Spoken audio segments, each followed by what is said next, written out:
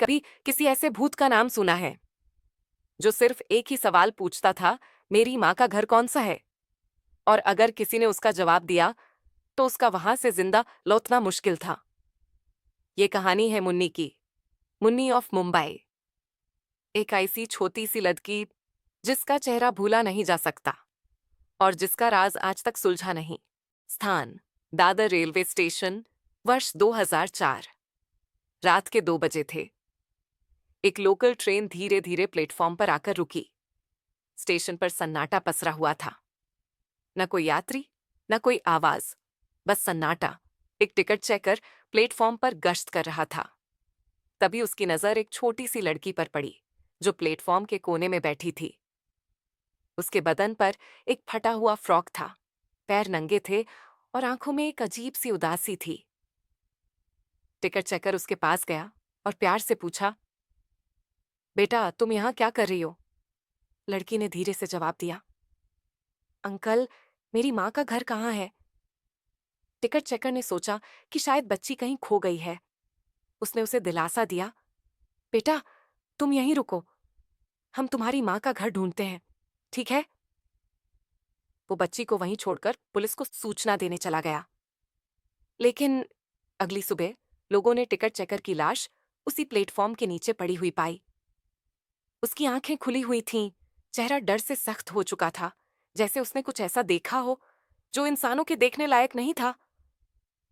जैसे डर ही उसकी मौत की वजह बन गया हो। अगले कुछ हफ्तों में कई लोगों ने उसी लड़की को देखा। हर बार उसने सिर्फ एक ही सवाल पूछा और हर बार जिसने भी उसका जवाब दिया वो या तो लापता हो गया या उसकी लाश कहीं मिली। और उन सबकी आंखों में वही डर साफ झलकता था। मुंबई पुलिस ने इस मामले की जांच शुरू की। सवाल ये था, आखिर ऐसा सिर्फ रात के समय ही क्यों होता है? और हर लाश का चेहरा इतना डरावना क्यों होता है? सीसीटीवी फुटेज चेक किया गया। हर बार उसमें मुन्नी का वही चेहरा दिखाई देता था। वही लड़की, वही कपड़े, वही उदास एक्सप्रेशन। हर जगह, जिस भी जगह की फुटेज में मुन्नी दिखी, हर एक वीडियो में उसके चेहरे पर एक अलग ही गहरी उदासी थी। वही फटे हुए, गंदे कपड़े। पर सबसे हैरानी की बात यह थी, वो कभी कैमरे से छुपती नहीं थी, बल्कि सीधे कैमरे में देखती थी। जैसे उसे पता हो कि कोई उसे कैमरे के उस पार से देख रहा है। शायद वो चाहती थी कि लोग उसे देखें। धीरे धीरे पूरे मुंबई में डर का माहौल बन गया। हर जगह सिर्फ मुन्नी की ही चर्चा होने लगी, छोटे बच्चों से लेकर मीडिया तक। हर तरफ मुन्नी के डरावने किस्से सुनाई देने लगे।